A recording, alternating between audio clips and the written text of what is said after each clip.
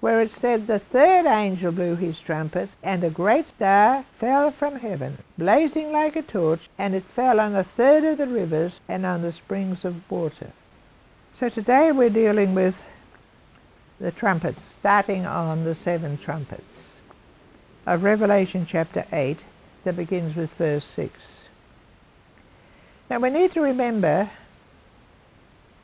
that what we have been learning up to date from the book of Revelation is in relation to God's purpose as regards the 7 churches of Galatia and so forth, of Asia Minor. He's addressing them. He's not addressing the church in Jerusalem. He's not addressing the church in any other city, in Corinth. He's addressing the 7 churches, and they are not even told to send the letter to other churches, which is quite interesting, because the Apostle Paul does that. You know, and it is obvious that as apostle and after apostle went from place to place, they would be preaching the same things in a way that was necessary for the local congregation. Well, God's purpose is, 1, He hears the prayers of His people. And the second purpose is that He's sending judgment on Israel and judgment on Rome. Let's not forget that. The book of Revelation is to tell those 7 churches He has a purpose, and it is to send judgment on Israel and judgment on Rome. But they're going to suffer and are suffering, and any who suffer there are to take hope and faith and confidence. And as we learned from previous chapters, in relation to the souls of the martyrs unto the altar, God hears their prayer and will pour out vengeance because of their prayer, which surely He has pushed them to pray, put it like that. They're in heaven. And no doubt the people in the churches are praying. So the first 4 trumpets affect nature and partial destruction of the world. You see partial destruction of the world, for instance, when there was a tsunami from Sumatra a few years back, swept right across the Indian Ocean, right across to India.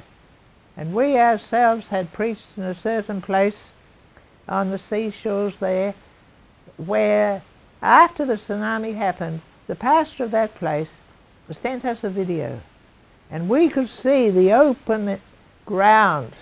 There was a mass grave, and the machinery was pouring these horrible looking skeleton bodies, dead bodies, into the grave, just one tumbling on top of another. So many thousands of people were killed there. So many were killed in Thailand. A partial destruction of the earth. And what has happened of late in the last few years with Fukushima. The radiation is going all across the northern Pacific and killing the animals and the seals and the fish, and will even affect the coastlines of Canada and USA, and it is said will fall as rain across their lands. And most people don't know this because it's hidden from us on the ordinary news channels. So when we look at chapter 8 verse 6, there are the 7 angels who had 7 trumpets ready to blow, and they are the angels of verse 2. Let us remember the symbolism of the book. It's signified by signs and symbols. It's not literal. the signs portray a certain literal result that's possible. But it is not literal. Are there trumpets in heaven? It's doubtful. Trumpets are the creation of mankind. In fact, all musical instruments at the beginning were made by the line of Tubal-Cain that is most evil. A most evil man did it. The creation of musical instruments dates back to the creation by an evil man of an evil line. You read it in Genesis chapter 5, I think it is. And so the symbolism here uses such as the plagues of Egypt. But that doesn't mean the plagues of Egypt are going to be repeated.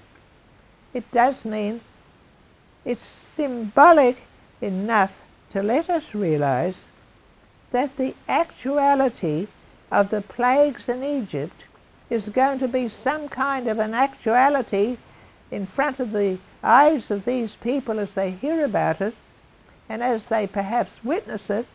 The actuality is going to be a literal performance of certain acts of nature. There's going to be acts of nature. Now, the plagues of Egypt were only a part from the then events of history. They were not the final judgment. And so the book of Revelation does not concern the final judgment of God on this earth at all. It has nothing to do with the end time. It is not to happen in our time. Now, that doesn't mean to say similar events won't happen in our time. They happen all the time. They've been happening throughout history. Earthquakes. Well, we just had an earthquake a few miles from us the other day. And some people's houses split a little bit. Earthquakes are going on all day long. Hundreds of earthquakes all over the world. We don't hear about them. They're not major enough. And so, when it says that only a third part of humanity is affected, it's not literal. It doesn't mean there's going to be a third of the population of the world, which now is just over 7 billion. It doesn't mean to say that 2 1/3 billion are going to disappear. It has nothing to do with how many at all in a literal figure. And it has nothing to do with our future at all. So everybody can relax. Because lots of people read this and they're just looking for it to happen. Well, I tell you, these things are happening all the time. Look about the earthquake in Nepal. Aren't you glad you weren't there? I knew missionaries who were there. They all got out. Actually, they got out on the plane as was flying off the airfield just as the earthquake was happening, which was an amazing deliverance. So we need to understand this. And God is, at this time, in the book of Revelation, about to bring judgment on Jerusalem, Israel, and on Rome and the empire. And we see this happening later on in this letter to the 7 churches. We see it will happen. There will be a fall of Jerusalem, Babylon. There will be a fall of Rome, another Babylon. Now that's something I just found out today, or last night, as I was thinking about it. Oh, there are 2 Babylons. Now, I've never heard anybody say that. And I thought, yeah, 2 Babylons. Oh, let me have a look at them. The first Babylon is about Jerusalem, it says clearly, where our Lord was crucified. It describes the situation in Jerusalem. And the other Babylon is Rome. And it describes the situation in the Rome of the Roman Empire. You see how we have such preconceived notions that we fail to let the right notions enter our heads many times. So the first angel blows his trumpet, and there came hail and fire mixed with blood, and they were hurled to the earth. And a third of the earth was burned up, and a third of the trees were burned up, and all green grass was burned up. Symbolism of an earthly event that bespeaks a volcanic eruption. And those things did happen. And then when we come to the verse 8, you see a similar situation where it says, the second angel blew his mountain, and something like a great mountain burning with fire was thrown into the sea. And a third of the sea became blood. A third of the living creatures in the sea died, and a third of the ships were destroyed.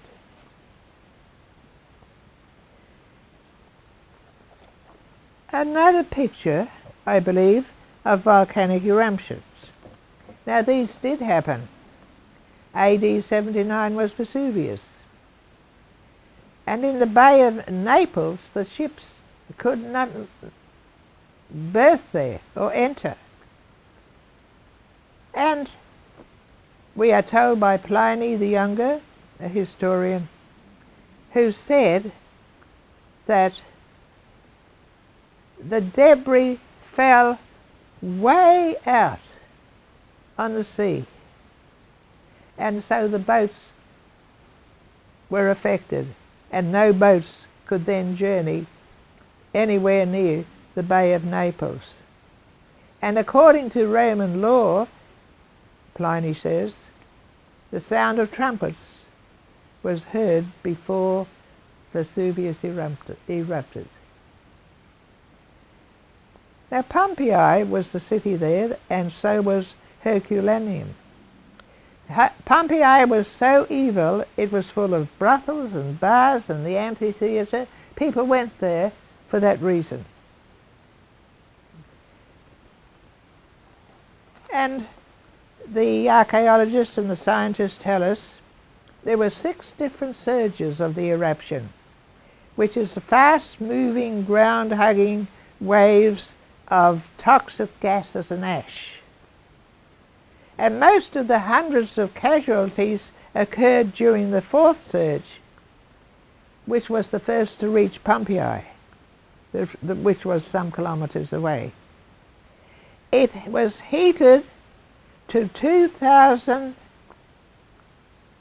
It led to the death of 2,000 there, and had a population of 20,000 once. And so when the archaeologists have got into the act, their belief is 12,000 to 15,000 people just died immediately, and they were not killed by the ash.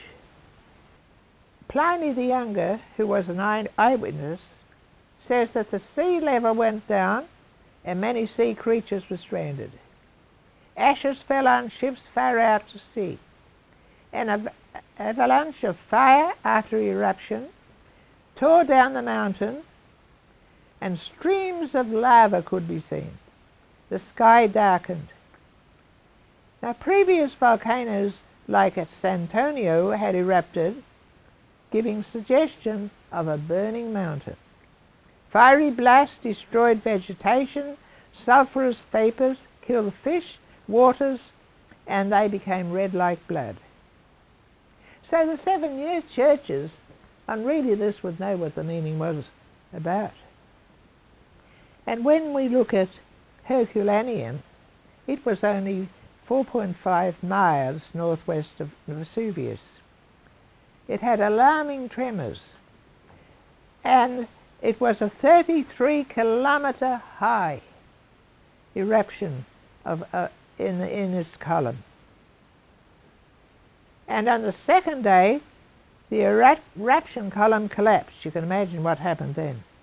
Clouds of hot gases, dry heated ash, rock bits reached down on that city, and they were 500 degrees Celsius. But the amazing thing is the ash protected, and so archaeologists have been able to dig it up, and even though the town was buried under 23 to 25 meters of material, the people died of the heat, not because of the ashes. They were struck dead immediately, and their brains expanded and split, so the scientists tell us.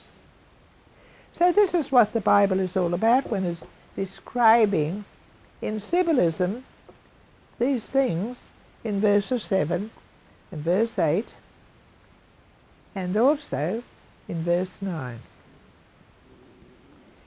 Now we come to verse 10, where it said, "The third angel blew his trumpet, and a great star fell from heaven, blazing like a torch, and it fell on a third of the rivers and on the springs of water." Now this, of course, signifies coming death and disaster, because no actual star could fall on a third of the waters, of the rivers, of the Roman Empire. Because when it talks about earth, I did look it up in the dictionary, and earth not only means the whole earth as we know it, it can mean a region, it can mean a part of an area, it can mean a part of an empire, it can mean an empire. So when it's speaking about earth, it's talking about the land covered by the Roman Empire, and it's talking by the land covered by Israel. That's the earth that's spoken about, not the whole world. And so it cannot be at the end of time if you take that view, because according to these end timers, all these things are yet to happen at the end of the age, during the Great Tribulation. I might mention the Great Tribulation has already happened, as we know from studying Matthew 24. And so if we want to know about the Great Tribulation, read Matthew 24 and Luke 21 and Mark 13. It's already happened. And part of it is being described in these chapters as what is to happen during the period of trouble that would occur in Israel. Now this is written round about 63, 64 AD, and it was at that time that the Jews revolted again against Rome, and there was great warfare all over the land. And city after city was destroyed, actually, when Vespasian came on the scene. City after city was destroyed throughout the whole land. And so when we come to verse 11, we read this. "The name of the star is wormwood, and a third of the waters became wormwood, and many died from the water because it was made bitter." Now we will turn to Jeremiah 9, verses 10 and 11, to give us an indication of what God has said in the Old Testament about certain things we've been reading about. Jeremiah 9, verses actually 10 and 11 and 15. Jeremiah 9, verse 10. "Take up weeping and wailing for the mountain, and a lamentation for the pastures of the wilderness." Verse 11. "I will make Jerusalem a heap of ruins, a lair of jackals, and I will make the towns of Judah a desolation without inhabitants." That happened by AD 70. Then verse 15. "Therefore, says the Lord of hosts, the God of Israel, I am feeding the people with wormwood, and giving them poisonous water to drink. So you see a connection there to the fact that God is, through his prophet Jeremiah, prophesies of terrible things that are going to come to the land of Israel, and it's called wormwood. Now, that's not literal. He's not going to give them poisonous water to drink. It's not literal. It's symbolic of something terrible that happened, because there is no record that there was poisonous, that all the water became poisonous. There are some interesting features about wormwood. Well, of course, there's no such star called wormwood. You can go and find the list of the stars. There never was a star called wormwood. It's given this name to give an effect to what is being told to the people in the 7 churches from the Lord Jesus Christ, who got it from God, who gave it to his servant John. Now, wormwood was medicinal, very bitter. And this is interesting. Types of it grew in Cappadocia and Galatia. And those are the only places that I could find where it was grown. And where did these people of the 7 churches live? In the areas of Cappadocia and Galatia. So when God, by the Spirit, allows this revelation to be read aloud to the children of the 7 churches, they know what he's talking about. There were Jews in those churches. I'm sure they knew all about what God had said in Jeremiah. They knew very well it hadn't actually happened. They knew it was just symbolic of terrible disaster that did happen and was going to happen again. The disaster was going to happen again at this final fall of Jerusalem that is actually mentioned in the book of Jeremiah, because it says it will become a heap, and that's actually what happened. The whole area of the temple was razed to the ground. So then we come to verse 12. The 4th angel blew his trumpet. 1/3 of the sun was struck, and 1/3 of the moon, and 1/3 of the stars, so that 1/3 of their light was darkened, and 1/3 of the day was kept from shining, and likewise the night. Now, everybody who believes in this end time theory has to say, because they believe it's literal, oh, 1/3 of the sun's going to be struck. That means we're just going to see 2/3. We're only going to see 2/3 of the moon. Well, as you know, you don't see the sun and the moon at the same time, generally. So that means 1/3 of the stars are going to disappear or go dark. There's no light. And 1/3 of the day is kept from shining. So that's rather impossible, that you can have 1/3 of the sun struck, and then that means that 1/3 of the day is darkened. It's a separate incident. You can see it cannot be literal. And we know it is not literal, it's symbolic. And this is what we read in there. It's talking about natural and created calamities. Now, the interesting thing, it's the 4th angel, and on the 4th day of creation, all these sun, moon, stars and everything was created. Just an interesting comment.